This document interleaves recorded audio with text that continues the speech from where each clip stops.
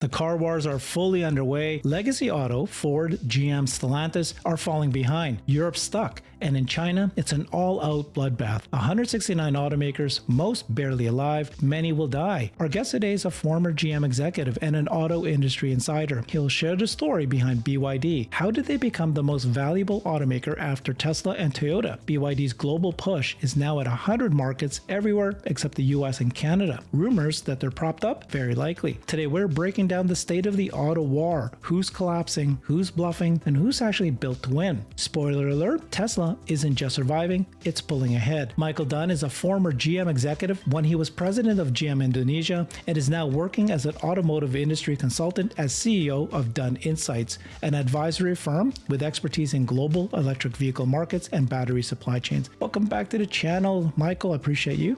Hey, tremendous to be back on the show with you. So much good stuff to talk about today.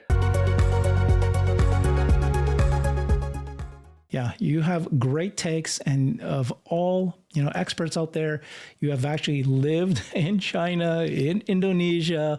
You speak multiple languages, and of course, you've lived your career in the auto industry. So, as the world changes, and it has, and you've been on the show several times already, warning folks ahead of time of what's about to come. It has come. So we are here now, and I wanted you to give us a state of the nation. What is happening with the auto market? China is a big one. There's debates about China. Why don't we start with that one? And then I want you to go down the list, right? What's going on with GM and Ford? What's going on with Europe, car makers? And of course, how do you see Tesla? Some people see them as a falling auto business, and some think that they're going to win it all. So let's go with China, because you've been warning that China is going to be a global leader. They're trying to go global. The last show we did, you said, make no mistakes about it. China's going to go global. They will find a way to get into the US, and you need to go global. But in recent months, we started to learn more that they might actually be a house of cards, right? There's a $44 billion of debt that a Singapore accounting firm realized that they actually had. You go down their supply chain and realizing that the supply chain for BYD is struggling.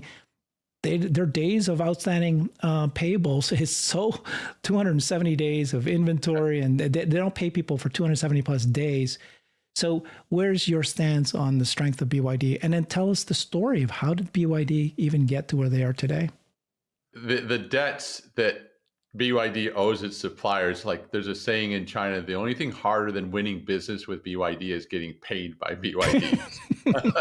So that's accurate. And 9 months. Yes, you can have your business with us, but we won't pay you until next year. That's standard. And that's just an indication of just how brutal price wars have become in China. Think of it as a giant pressure cooker where they have massive overcapacity at home. Everyone's beating each other's brains out. And ironically, the only place they can find oxygen, some life, is by exporting. And they make more money selling into markets like Mexico, Thailand, Australia, the UK than they can make at home. So what does that mean for the rest of the industry? What we see is legacy automakers in particular are in a free fall in China because Mary Barra and others have said, we don't want to chase those price points. We can't make any money at those levels. And the Chinese go, fine, we'll take your market share. And we've seen GM's numbers in China collapse from like 4 million not too long ago to barely over 1 million this year. So it's pain in China. And then increasingly, as the Chinese push out on this export offensive, we're seeing pain for legacy automakers in Europe, in Mexico, Australia, UK, you name the time zone outside of the United States and Canada, the Chinese are coming to your neighborhood, and the legacy automakers don't have an answer, Herbert. They just don't have an answer for it. Tell me more. So what's happening in China, first of all, there's a bloodbath, isn't there? So yes, Chinese have increased their quality. They've created many brands, but you've said already that there is a bloodbath there. What's going to emerge? What's going on, and we have to take ourselves out of the comfort zone and familiarity of America, North America, or the West when we think about how competition works in China. Let's just take a moment to talk about it. So you read headlines where it says the Chinese government would like to consolidate the industry around 3 or 4 automakers so that it's efficient, they enjoy the scale, economies of scale, efficiency, world-class manufacturers, they can make a profit, and everyone lives happily ever after. That's been the mantra, Herbert, ever since I first got to China in the early 1990s. We're going to consolidate around a few powerhouse automakers. What have we seen? Just the opposite. As you mentioned earlier, there's some over 100 Chinese automakers today. We're not having consolidation. We're having proliferation. More and more Chinese automakers popping up all the time. So why? What's going on? Why don't we have consolidation when we have price wars? This gets into the nitty gritty of how China works. So think of it in the central government, they want consolidation, they want efficiency. But in the provinces like Guangdong or Zhejiang or city of Shanghai or Sichuan province, they say, hey, we want to have our own auto industry in our backyard. It's not fair that those guys have an auto industry and we don't. So what I've witnessed and experienced over the years is that one by one, every province and every mayor insists, we're going to have our car industry too, right here. We're going to have a national champion born right here. So you've got this massive contradiction between what the center wants and what the provinces do. And as a result, you just continue to have way too much capacity. Today, China has enough capacity to supply half of global demand for cars. To put numbers to it, and we don't go too deeply with numbers, but call it round up 50 million cars a year they could produce. Their domestic demand is only 25 million. So they've got like an extra 25 million units of capacity hanging around. And what happens to that? It gets pushed out into global markets. So, as much as we'd like to think that the world is balanced when it comes to cars, China's throwing everything out of whack. With the price wars at home, BYD is about the only company that can make money inside China. Everyone else is losing a lot of money. Yeah. And that has implications for us outside of China because here they come. They are not going to, if they stay at home, they're going to drown in their own overcapacity. So they're pushing out into markets with really low cost vehicles, and it's scaring the daylights out of legacy automakers. That's the big theme of 2025 right now. Right. Yeah, I've heard and read that 50% of these 160 automakers in China, they only have 0.5% of market share, 50% of them. So many of them will die. Yeah. So eventually, they're put on life support. How does it work? How do they survive with only, producing several thousand? So the local mayor says, oh, we are employing people here. Let's direct the state bank to make another loan because who knows, maybe next year things will turn around. So that's the different planet that China is. It's so different. They don't have a clearing mechanism. The mayor can always direct the state bank to, hey, make another loan to my company here in my backyard. That's where we're stuck at. Gotcha. Okay, let's talk BYD then. So you kind of followed them from, how do they become this behemoth? They're like, I think you said they're now the third largest automaker behind Tesla and Toyota. Tell me more what you know about these guys. Yes, they're third in terms of overall value. So they're valued at about $120 billion. That's 2 or 3 times the value of Ford or GM. So it goes Tesla, Toyota, and then BYD in terms of valuation. And what's their secret superpower? Number one, most important, is this thing called vertical integration.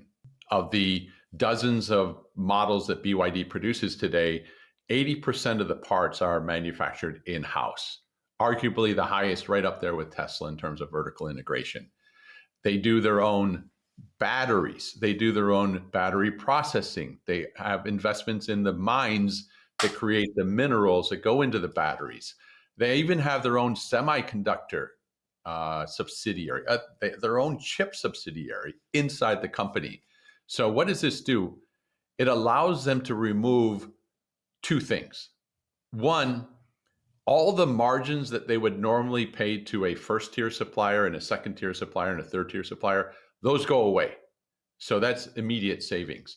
And then 2, they're able to move much more quickly than everyone else because they don't have to have this back and forth with their suppliers. It's all happening in-house. So speed, lower costs put BYD in a position to be able to manufacture vehicles at 20 to 25% lower cost than anyone else in the world.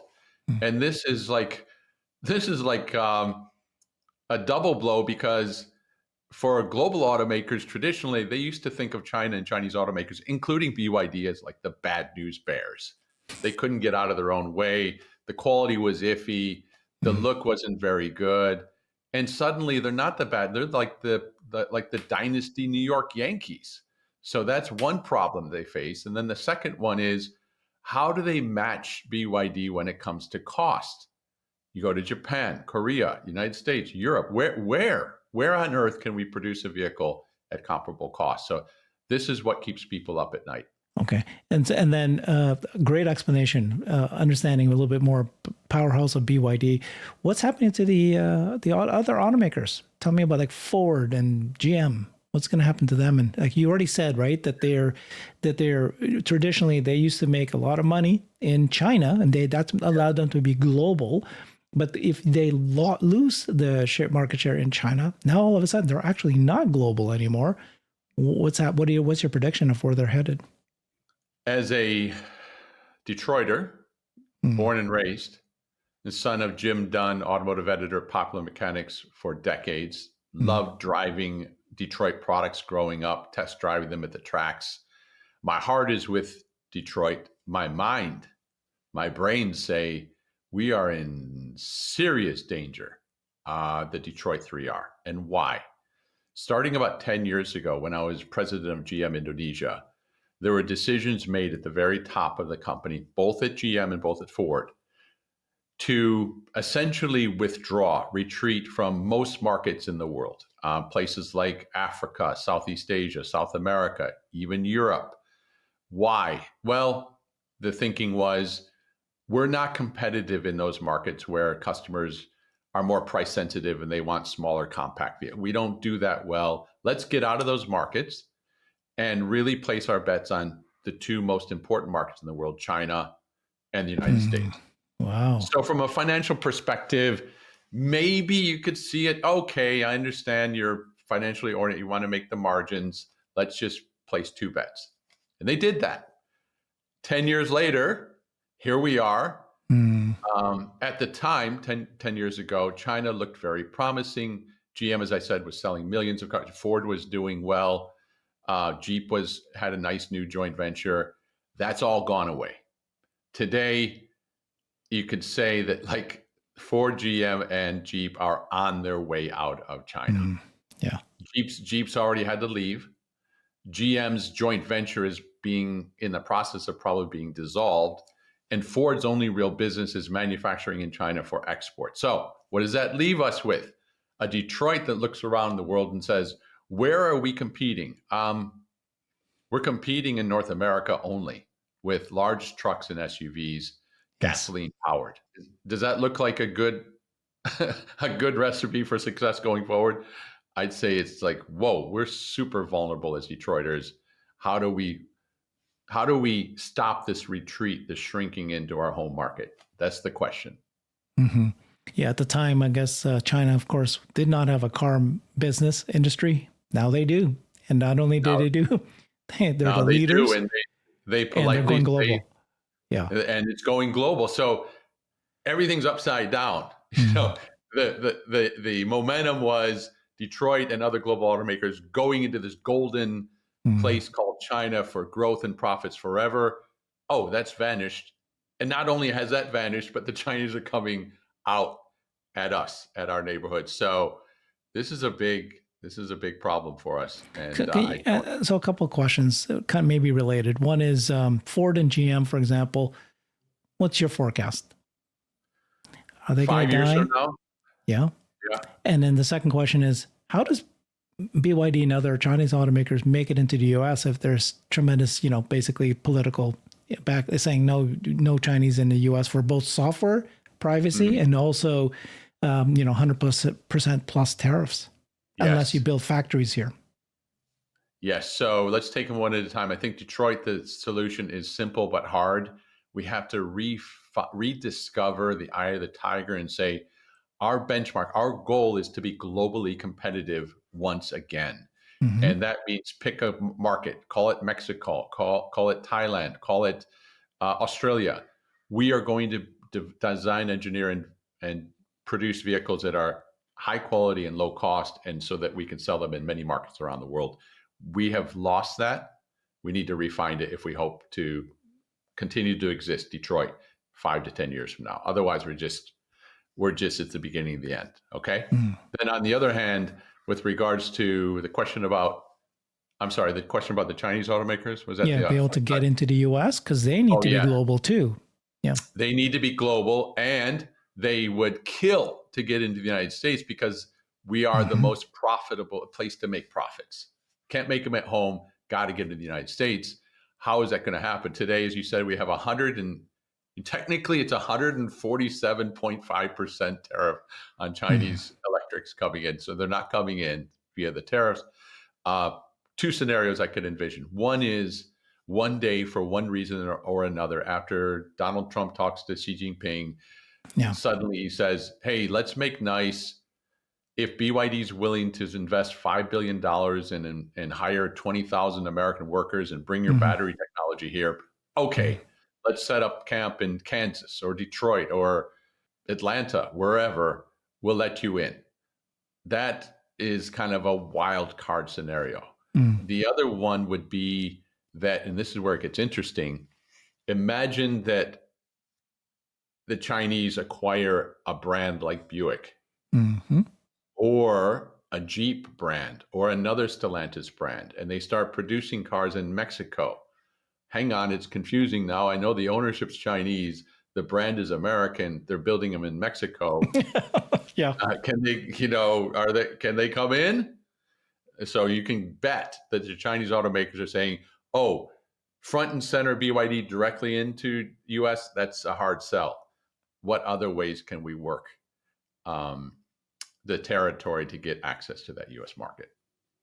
Mm. So yes, I've heard experts. I think you might have said as well. There's nothing that's going to stop China to get into the U.S. It's like water, they're going to the path of least resistance.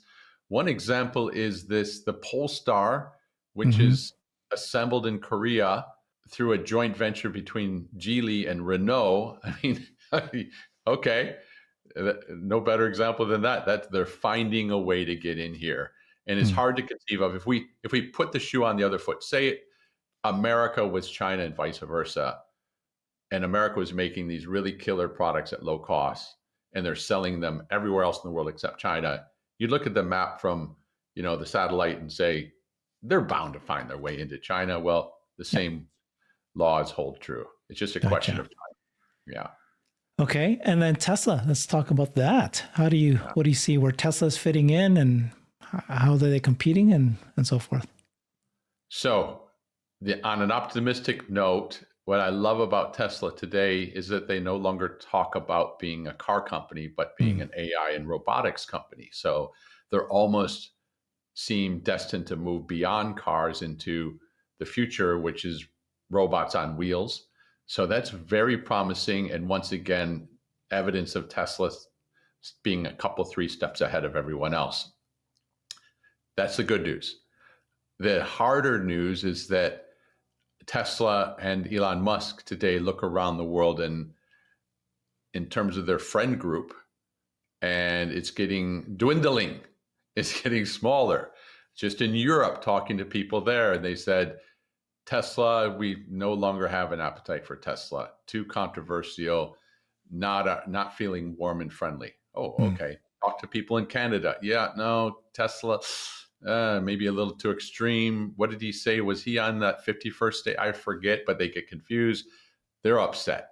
Then you go over to China, and China is like, oh, we like Tesla's technology, but as soon as we're able to do what Tesla's able to do, we'd probably like to show Tesla the door, just like we have with virtually every other foreign company as soon as we can master it ourselves.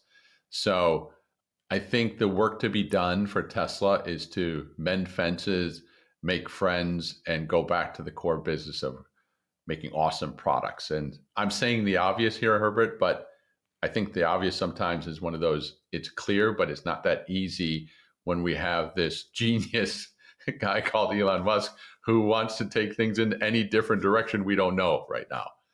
It's things feel like they're up in the air. Okay. And then, so as you look forward in the industry, like, what's happening with Europe, car companies there, because China's heading into that as well. So it seems like legacy auto, whether it's American or Europe, they're struggling. They're not even making EVs, and then let alone autonomous vehicles. Then you've got the Chinese who are making fantastic electric vehicles. They're trying to make inroads into autonomy as well, but they're behind. Then you got Tesla that has both, great EV, great autonomy, and that's going to change the game pretty quickly. And that's the bet of Tesla investors. How do you see all that playing out? Yeah. So let's talk Europe just for a second, in particular with what's happening with the Chinese. So we mentioned water earlier. Late last year, Europe said, hey, we did our investigations and we have evidence that the Chinese are subsidizing their vehicle companies, and that's not right. So they put in place tariffs on electric EVs from China. And then the Chinese go, well, that's fine. We also make PHEVs.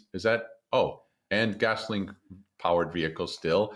And those aren't tariffed. So guess what? China's shipping record numbers of those vehicles into Europe. And Europe looks around and goes, oh, who missed the memo there? Why didn't we put the tariff across that? So Chinese penetration in European markets is at record levels right now, Herbert. Main markets being UK, Spain, and Italy, sort of peripheral. And then they're setting up manufacturing there in Hungary, low-cost manufacturing base to feed into the European market. So the Germans and the French are feeling increasingly surrounded. At the same time, they look to China, which was once a cash cow for them. Right. The French are basically out of China. And the Germans are also hemorrhaging in China. They thought that Mercedes and BMW and Audi would be forever golden childs in China. There were decades, Herbert, where Chinese consumers absolutely adored those brands. Yes. Like they were gods. Yeah. And it seemed like a permanent feature in China, but that too is slipping away quickly as the Chinese get better at high end.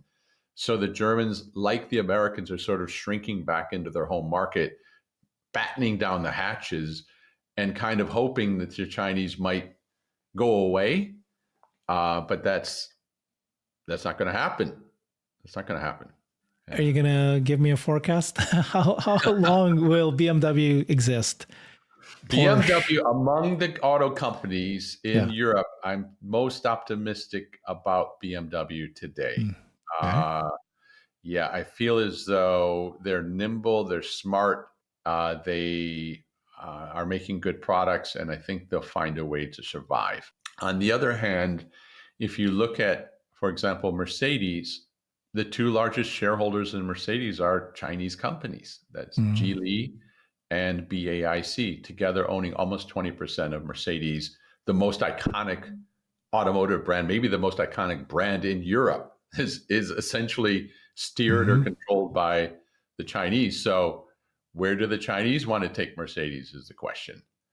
And then you go to other brands that are doing well in in Europe. That's MG, which is Chinese owned, Volvo, which is Chinese owned. Chinese owned, yeah. Zeekr is moving in there. And just today I read that President Macron of France presided over a major investment by a Chinese battery maker into France. So at the vehicle level and at the battery level, battery supply chain level, it looks like the Chinese are like seeping into Europe and will gradually could come to control the market there. That's the reality. And so it's as hard as it is to imagine. I remember driving, as I mentioned, I was son of Jim Dunne. Every week we'd have a new car in the driveway to test.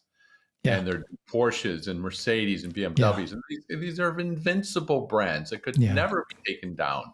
Yeah. Well, we're in a new territory. We're in new territory. The brands will exist, right? I think you've said this before. It's just they're going to be owned. I mean, I don't know how many people I even understand. Volvo is owned by Geely. Geely's a Chinese company. So people will still buy Volvo because they think it's a Volvo. Yes. Yes. If you And by the pull, way, just a couple of weeks ago, they had layoffs, and they're shutting down the did. Swedish office of Volvo, which is like the headquarters of Volvo, which is design. So now it really is that's going to be designed by the Chinese instead, but nobody will know it's No Volvo. one will know. And you're right. I recently was talking to some Swedish friends, and they said 5 years ago they're hungry to learn from us. Today, the attitude is more like, "Hey, you Swedish people, you're nice and everything and good looking, but Yeah. could you stand aside? We got business to do here." So Yeah. the change is real and dramatic. It's real. And then in the UK, my friends are, hey, have you seen the new MGs? Are pretty good MGs. looking. Yeah. And that most, if you I have poll a no hundred idea. people on the streets of Yep. London, hey, where's the MG from? Oh, that's our great a British Hmm. legacy, not legacy, iconic British Yeah. brand. Iconic. Yeah. Yep. No one realized it's now Chinese owned. So that's what's going to happen. It sounds like Europe is on its way. You still think that Ford, just knowing that Ford and GM and how they're being run, they backtracked on electric vehicles. They can't make money on it. They've reduced their promises of how many that they'll create. Hmm. They're going to focus on hybrids, or in Ford's case, they're going to focus on commercial. Yeah. Is it over for them because they just could not make EVs work? It's they would need their home market, the United States, to be a boom market for EVs, and that's just not happening. GM also made that huge bet on Cruise for autonomy. That Right. went south. Yeah. Ford had earlier done the same with Argo AI. That's done. So, at the end of the day, we're looking for companies that innovate more quickly and more dramatically than anyone else. And we just don't see it there. We just see them riding those large trucks and SUVs, which are beautiful vehicles, big F Hmm. 150, but it's holding on to the past rather than breaking ground into the future. And that typically in any industry is like the clouds are gathering on the horizon and they're dark. Yeah. That's I don't see how they break out unless they. I don't know. I don't Yeah. know. Okay. And so do you agree then with Elon when he says that, Chinese are formidable? He Uh-huh. sees that in the future, it's going to be Tesla number one, the top 10 automakers, and Tesla will be number one. The next 9 will be Chinese automakers. Do you agree with that? On the direction of things, yes, I might quibble a little bit. I don't want to bet against Toyota. Okay. Tell me about Toyota. Yeah. Yeah, Um, okay. Because, yeah. yeah. My uninformed opinion is Toyota's done. Well, Uh-huh. okay, they are the number one automaker. They are global, but they refuse to go electric vehicle. They Hmm. say that all of our lineup, all of our models will be hybrids, Hmm. which in my mind it's like okay, are you serious? Because that is the worst of all worlds. You're taking Uh-huh. a two drivetrains, add them together, you're adding parts. But now they're global, so it's just their way to, I think, market themselves as an EV. So maybe Hmm. to buy confuse the consumer a little bit. But I don't see them making any moves in autonomy. So Hmm. they're not making moves in EV. They're not making moves in autonomy. So how are you going to maintain your leadership? It's almost like this basic faux pas. What's the word? The thing that all massive market leaders always make. Right? They can't cannibalize themselves. And then Yes. what's that word? What's that term? Where Is it they innovator's dilemma? there's innovators dilemma. Yeah, it's just that they cannot break through. They Right? cannot break through. So totally agree with everything you said. At first glance, they look highly vulnerable, and they're just walking into the same outcome that happened to companies like Kodak, right? Yeah. In recent months, I've had the opportunity to travel to Japan and meet with many of their leaders. Okay. I do feel as though there's an acute awareness of what the risks are, and they continue to be very profitable and very well liked by their current customers. So they're delivering quality vehicles and making money on it. And to your point, they seem to be waking up to the reality that They need to change. So it's going to be a race. Can they change quickly enough, given all their assets and their profits, to turn that corner and make it work? I'm just not ready to bet against Toyota. Okay. Not going to bet against them? Yeah. I don't want to. The other Japanese companies, on the other hand, look highly valuable. Even include Honda, Nissan, Mazda. Yeah, Honda, Nissan, they tried to merge. Those are not too big to fail, right? Do you think you agree Japan will let those two die? They're on their death's door. Nissan was trying to sell their headquarters to get some extra cash. They tried to merge with Honda, but they had a squabble, so that broke apart, and they're both on their death's door. But they're not too big to fail. Like, do you think that Japan will save them? Honda and Nissan. It wouldn't be surprising that Japan, at the end of the day, is about solidarity. So that we might see already we're kind of seeing like the Mazdas and Subarus joining a greater Toyota group, and Honda might eventually do the same. So that it's like Toyota. It's Toyota. Okay. So Toyota, though, when Toyoda, the founder's grandson or whatever, became the new head, this is my understanding. Again, I've been following the news. They said, okay, we're going to have our current factories, and our factories will do all 4 drivetrains. It's going to do gas cars, which is what they do. Yeah. We're going to do EVs in the same factory. We're going to do hybrids, and we're going to do hydrogen, all the same factories. And then, of course, as predicted, they come back and they go, oh, we realize they can't do that. Can't do that. It's impossible. But it's like they refuse to, I don't know, I guess these are marketing kind of like communicate, but they refuse to, they're doing everything they can to say, to finally say, we're going to create new factories and it has to be EVs.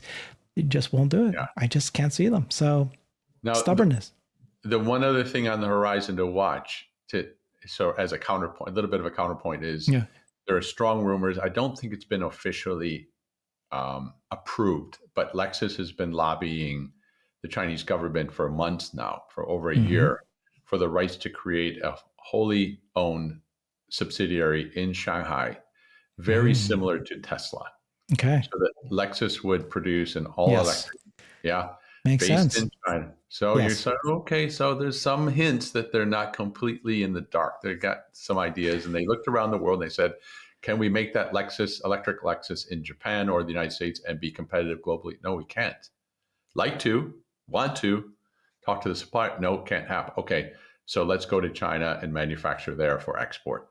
Makes sense because, they're not set up because they haven't even started with EVs in Toyota or the US, like you said. So why don't you go bloodbath though? It's a bloodbath there, but you know what I mean? It's like maybe a little. It's like when Tesla created the first model, the Roadster, 2012. There was no other competitors, and so they were able to sell $130,000 vehicle that was EV, but great. Now Lucid comes in and Rivian comes in, and Lucid comes in and says, I'm going to create the exact same car, but Tesla already is there. You could choose between Tesla's Roadster and Tesla's Model S against your car.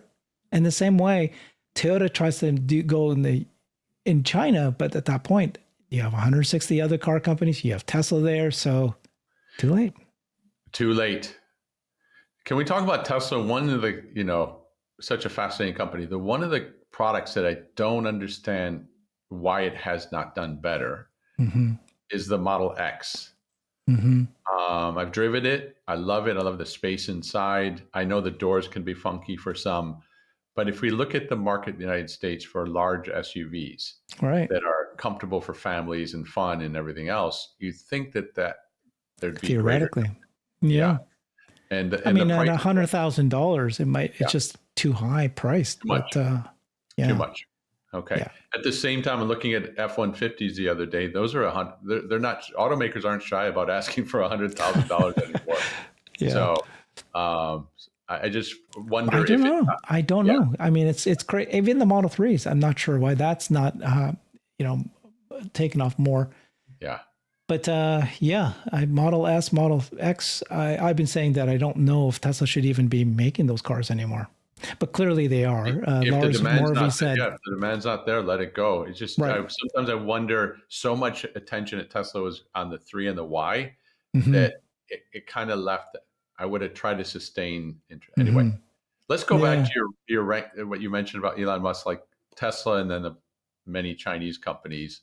Hmm. Um, one other thing to keep in mind is that I'm more impressed. If you ask me about China and Chinese, BYD is a very impressive company. It has its issues with regards to payments to suppliers, and also JD Power has uneven quality on BYD, and it's run into some fiasco in Brazil Hmm. about slave labor and all the Slave rest. labor. Those are real problems. But well, big picture, they've Yeah. gone from building like 500,000 cars 5 years ago to 5 million cars. Like, we've never Hmm. seen this pace of growth in the history of the car. So BYD is legit in my mind. Hmm. It's not perfect, but it's a global player. Now, if we go to the next layer, you have in China a place to manufacture quality vehicles at low cost. That's why Lexus is going in there. That's why Tesla is there. But I'm looking for that next company that looks like BYD. Mm. And there's a lot of impressive companies, but I'm less impressed with those companies than I am with China auto industry writ large, meaning a place to manufacture at low cost and high quality, if you know what I mean. So it's not necessarily that Chinese companies are just awesome, going to take over. It's more like China's the place to build them. And maybe as a consequence of that, we'll see other BYDs come up. But right now, I'm not investing in any other Chinese Yeah. automakers. Yeah. Mhm. Yeah. It's hard to say who's going to be the winner. Yeah. I think Huawei is one to watch. Maybe Neo, Xiaomi. Xiaomi, Hmm. the ones Hmm. that are not actual automakers, like Yeah. they were cell phone makers at first, they were Yes. software companies first, and then they got into it. They're the ones to watch. Yeah. Yes. Um, Yes, they so are. yeah, in China, like, what's your thinking about autonomy and Mhm. how that might change the game? So you heard BYD announce recently that, oh, we're going to have ADAS. It's a table stakes now. All of our cars has to add it.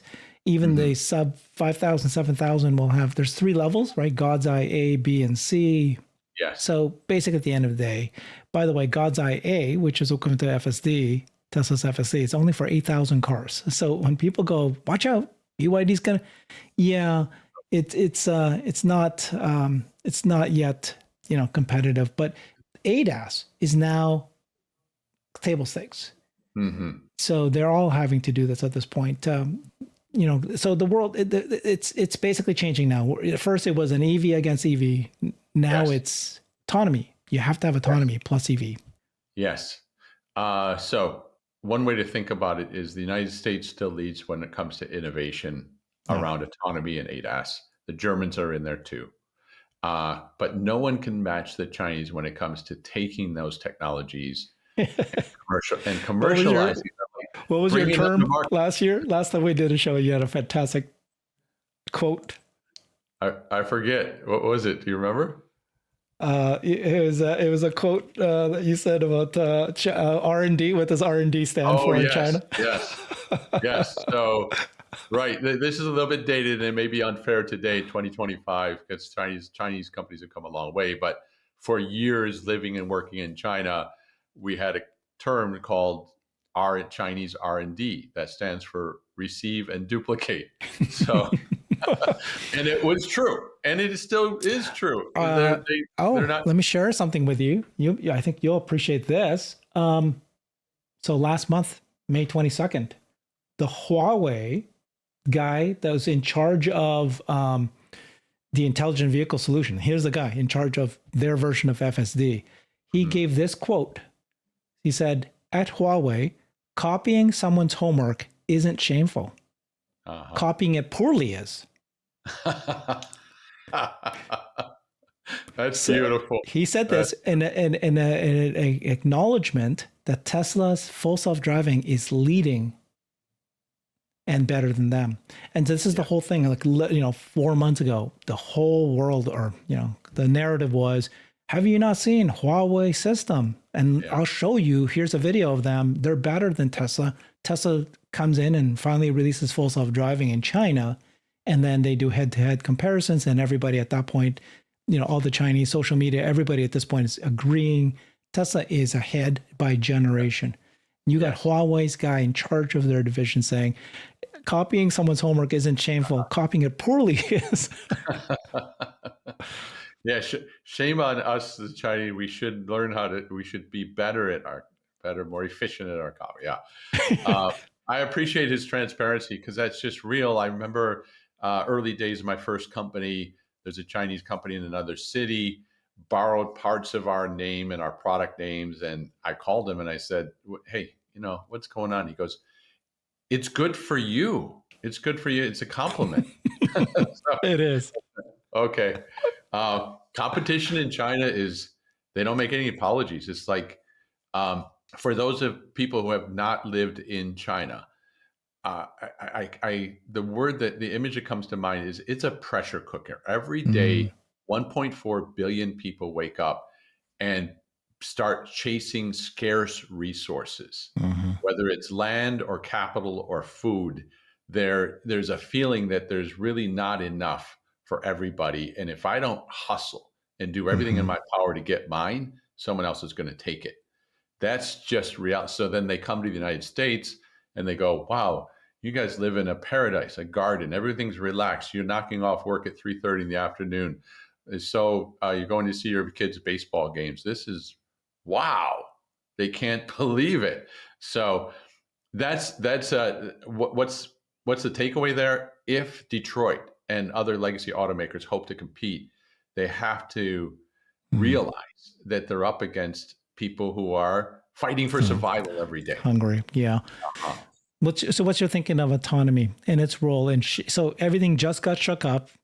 China emerged as a leader in automaker all of a sudden, and they're going global. One of the messages you've been sharing, and it's turning out to be true, is that China, don't underestimate them. They're going global, and they've started to go global.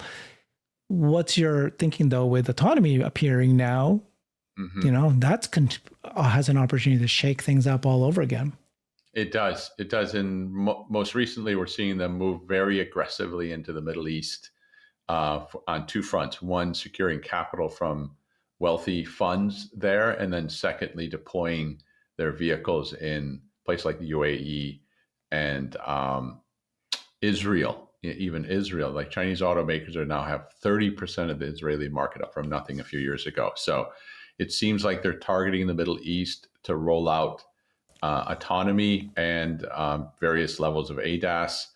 The takeaway there, Herbert, is that the Chinese will go and take risks. They're more comfortable going to developing markets or other regions of the world and taking risks, whereas Americans were a little bit comfortable at home. And the idea of going to the Middle East that's far away and unfamiliar, and what are the rules there, and will they take our technology or no, and all those other complications that we care about, think about. The Chinese go, let's jump in the water first. Shanghai is like, go out to sea first, and then worry about the details later. Okay. And so surround you, another quote you had, right? They will surround you before they attack you. That's right. In Chinese, it's 以农村包围城市, means let's take the countryside and then use that to surround and overwhelm the cities. That was Mao Zedong's strategy in the Civil War against Chiang Kai-shek. And we see it the exact same thing playing out in car markets around the world as the Chinese go into everywhere, every region at once. Yeah, that's why people don't get complacent that they can certainly find a way to get into the U.S.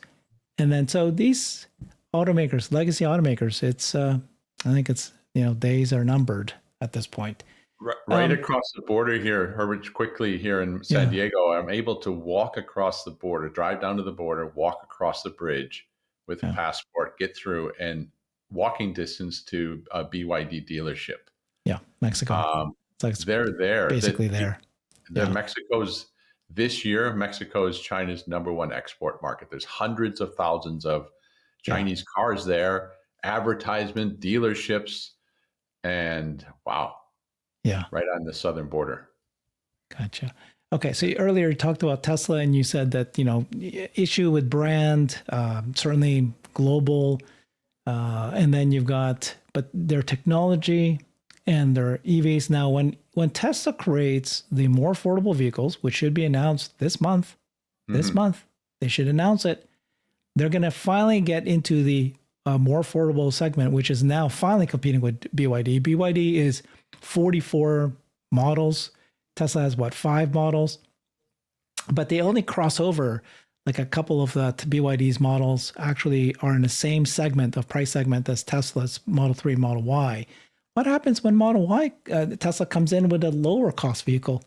Yeah, it'll be interesting because, as you say, there's a little overlap now in where the Chinese have tried to take on Tesla with their seal going after the Model 3. They've done okay, not great. The BYD's real sellers are the lower cost PHEVs called the Song, or when I was in Mexico, they said the number one seller was this mini Dolphin, which went for $20,000. So BYD still really make their bread and butter is lower cost.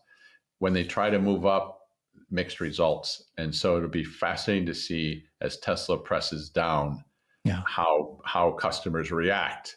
Will they say, oh, BYD was good because the price was right, but there's a new kid on the block. Let me go try that. So I do think it's daring for Tesla to venture down there because the Chinese don't mind. Like, they will take pain for lose money. Okay, great, terrific. We're taking market share. So gotcha. You think this could be a price war will continue? What's your comment of, like, some people criticize Tesla? They think that Tesla should have released what they call the Model Q, a $25,000 car. And now they're worried that Tesla's decided instead to not create the Model Q, but create more affordable vehicles, but more, variants of the Model Y, maybe Model 3, because Tesla believes, Elon specifically, that the name of the game is autonomy and robotaxi now. Cybercabs is what we're going to build more of.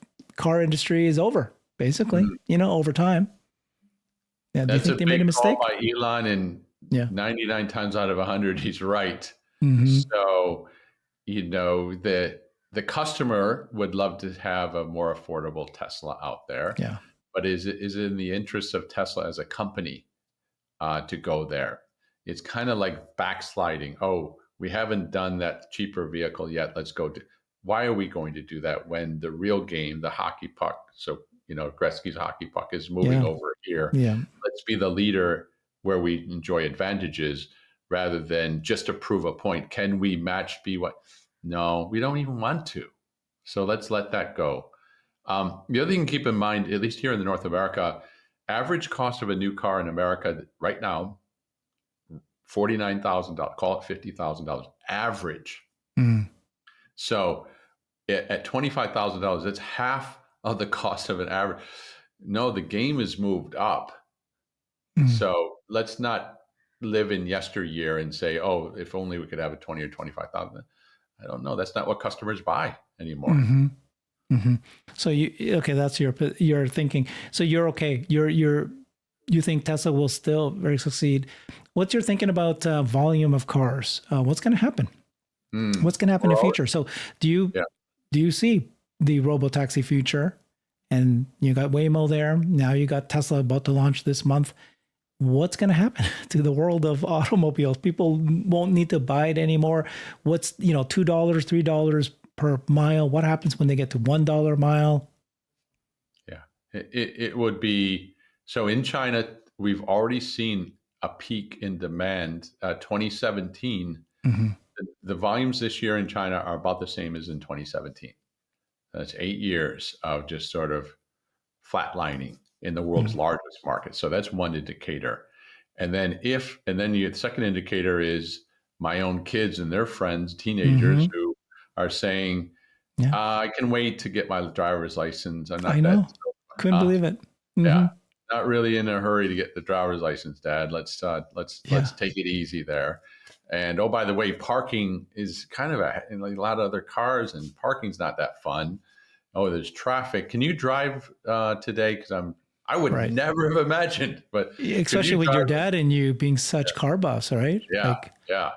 Wow. So there's a change on their phones, and they think something else is more important than a car. So definitely could see that future where we're peaking in terms of overall car demand and we're moving to service. Let's go Mm-hmm. get let's go hail the robo car. Mm-hmm. Mm-hmm. Yeah. So you're when so do you agree that EVs is taking over, right? I do. The U.S. is a laggard in that Right. for all kinds of different reasons for a different show, maybe. But Mm-hmm. globally, we're seeing EVs continue to march higher. And then, as we drive our vehicles, Herbert, I have in the driveway a Jeep Grand Cherokee and a Tesla Model S. Mm-hmm. Um, when I'm driving the Jeep Grand Cherokee, it looks good on the road. It's spacious, but then you're feeling like I'm driving. Yes, I'm driving something from the past, Yeah. and it's just so much simple. You have to change the oil. Oh, really? You have to change. Lots of complexity there that you think it's inevitable that we're going EV. It's just the Yeah. U.S. will be slower to get there. Yeah.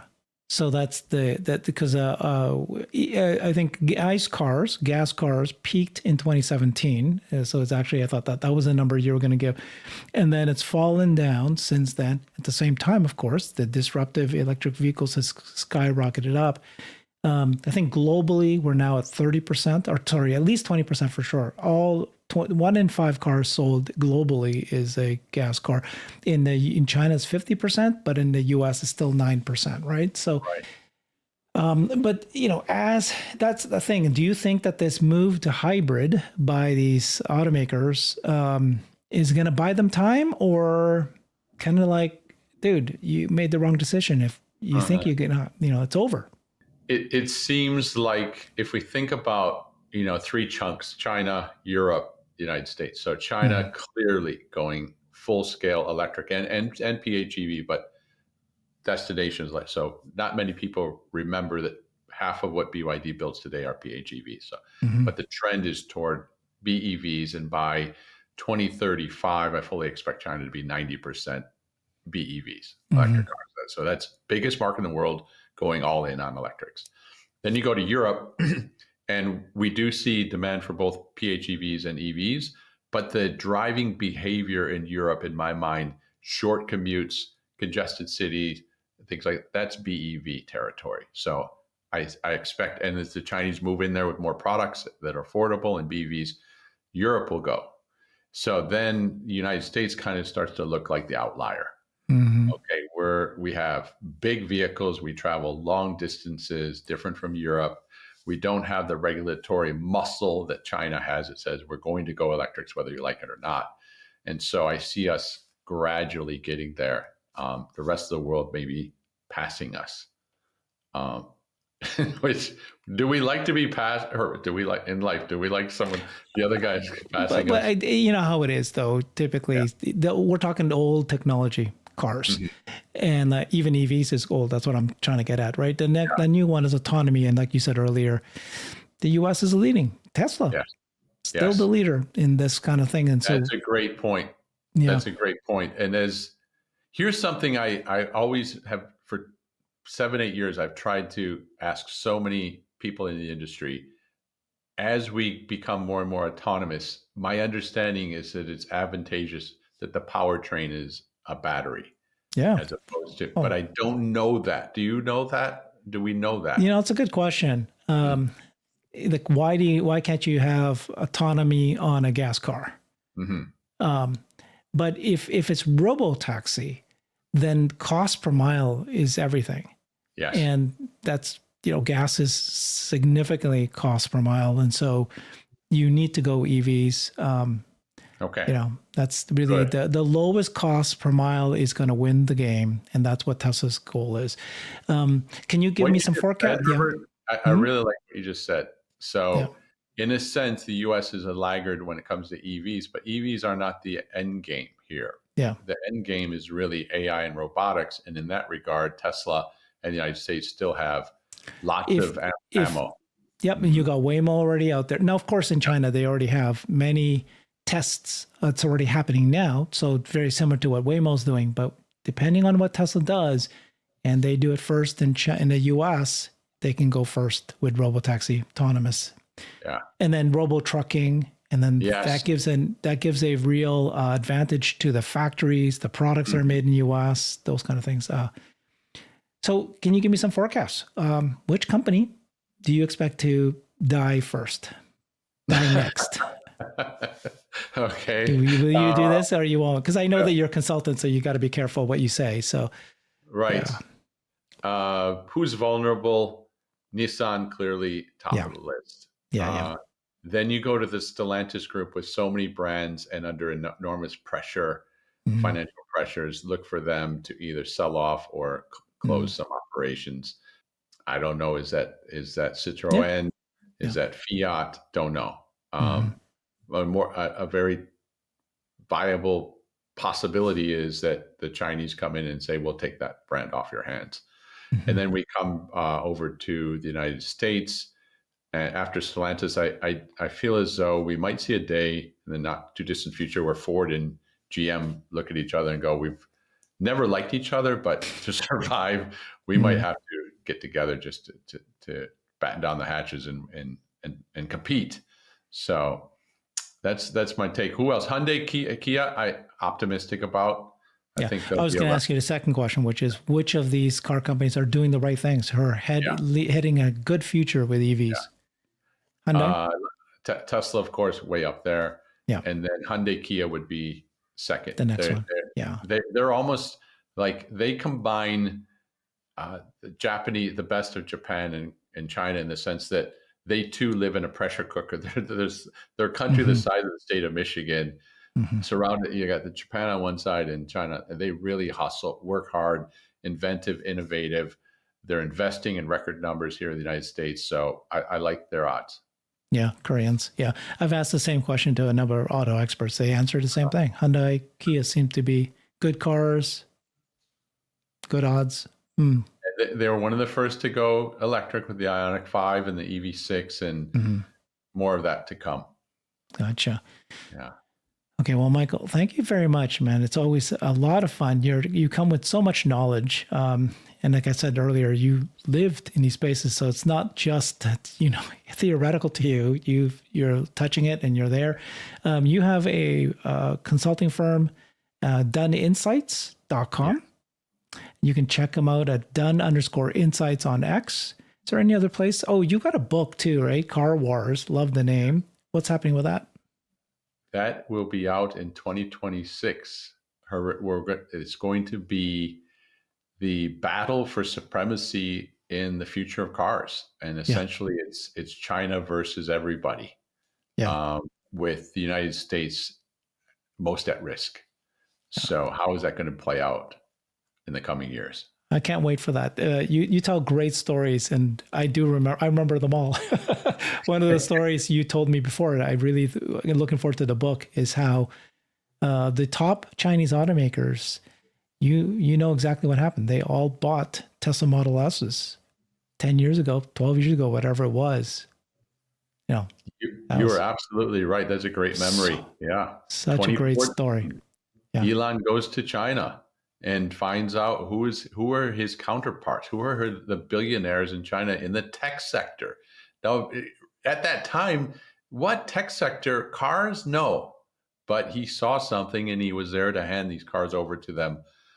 Lei Jun, the founder of Xiaomi, and William Li at NIO and others. So that history is just delicious, right? And then they create car companies, which is what Elon wanted. He wanted EVs to succeed, but it's just interesting how they all bought a Model S, and that's what inspired them to create a EV company, and now successful.